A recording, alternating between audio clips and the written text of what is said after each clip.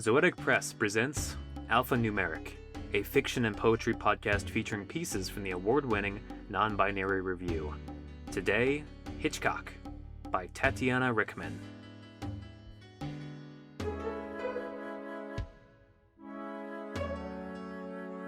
In the long moments, as the knife played in shadow across the milky shower curtain, Vanessa pictured a grizzled man humping her gushing wounds indelicately. She could see in specific detail the calloused fingers drawing the curtain aside, and yellowed teeth as the beastly man howled with each wild thrust into the gash he'd made in her flesh. Maybe she'd still be alive enough throughout the proceedings to gurgle a few protests through the blood that pooled in her throat before she died, limp and ravaged on the bathroom floor. The clarity with which she was able to picture the man having his way with her young, wet, pliant corpse was impressive even to her, and she hoped a similar clarity would come regarding how to fend the intruder off. She looked frantically across the many half-empty bottles of shampoo and conditioner for something of substance, even if only a prop, like a cell phone when a date is running late for a dinner engagement, and in an effort to look busy you go through old text messages, deleting all the laters and curating the remainder into a list of flattering and humorous notes that make you seem important and cared about, and not like someone who would be made to wait 35 minutes outside a restaurant that you are slightly underdressed for, looking very alone. Vanessa considered the family-sized Tresemme bottle, but knew it was nearly empty, having been there since Peter first suggested and did not follow through on moving in together over a year ago, and its flimsy weight would hardly protect her. She was suddenly irritated with Peter for installing such a massive and useless object in her shower space, using its contents to her own peril, and then not even be there to save her. Who could, at the very least, take a few stabs of his own so that in their dying moments together, they might feel he had done all he could to save her, while he is made to watch the stranger pummel her wounds with his fleshy man-piece. Maybe the criminal wouldn't rape her, though. Maybe he would just stab her a little bit, or strangle her, or put a plastic bag over her head, or hang her from the curtain rod with her face in the tub of water.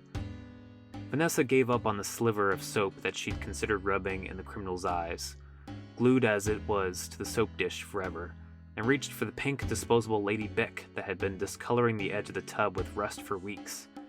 She quieted her breath, believing the element of surprise to be the only thing working in her favor. No doubt the intruder believed he would be the one surprising her.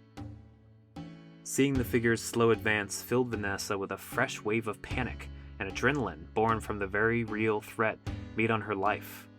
Though she wondered at the killer's choice to hold the knife so high, it seemed cliché, but maybe, she allowed, they were going for a very specific vintage cinematic aesthetic. Unable to endure the suspense any longer, Vanessa yanked back the shower curtain and lashed wildly at the intruder, who was, indeed, very much surprised. The butter knife lay impotently on the rug at Peter's feet. He looked at her in wide-eyed terror and screamed, "What in all of the fucking hell fuck were you thinking? I was going to surprise you." Vanessa had, now she recalled, been hoping Peter would surprise her for their anniversary. She'd been happily soaping her breasts, fantasizing about an equally trite cinematic experience, one involving a pizza delivery man and conveniently skipping over the awkwardness of putting on a condom, when she has caught sight of the shadowy figure. She felt a little bad about yelling at Peter, but her heart was still pounding and her brain still yelling, "Kill, kill, kill," so she yelled back, "Me? What was I thinking? I thought someone was about to stab me and fuck my wounds." Peter had to concede that much. He'd shown up with flowers and a bottle of port. It promised to be a good enough evening. However, finding the door unlocked, he let himself inside. He'd gotten bored waiting in the living room, so he flipped through the diary hidden under her mattress and rummaged through the box of naked photographs an ex-boyfriend had taken of her that she kept behind her luggage in the closet. But even that could only hold his interest for so long. So he went to the kitchen to open the port and get a snack when he saw the butter knife, still edged with the bloody purple glint of the raspberry preserves Vanessa had speared across her toast that morning. It was so cartoonishly murderous that Peter could not help himself. He took off his shoes and grabbed the knife, moving in an exaggerated tiptoe toward the bathroom in a manner he thought Pink Pantherish. When he finally made it to the bathroom, he lurked for an additional minute, waiting to see if he could catch her peeing or talking or somehow embarrassing herself in the shower. "I'm sorry," Peter shouted, still angry. Vanessa agreed that from his perspective, it would have been funny. Had she been in his position, after going through his pockets and all the scraps of paper stuffed in his books, she would have done exactly the same thing. "Apology accepted," she said, with a slight pout, shivering under the spray of water, which had cooled to a tepid kiddie pool temperature. Peter frowned sympathetically through his irritation. "Come here," he said, holding up her towel. Vanessa pressed her face against his shoulder as he dried her off. It wasn't much, but it was as close to love as they could get while trying to kill one another.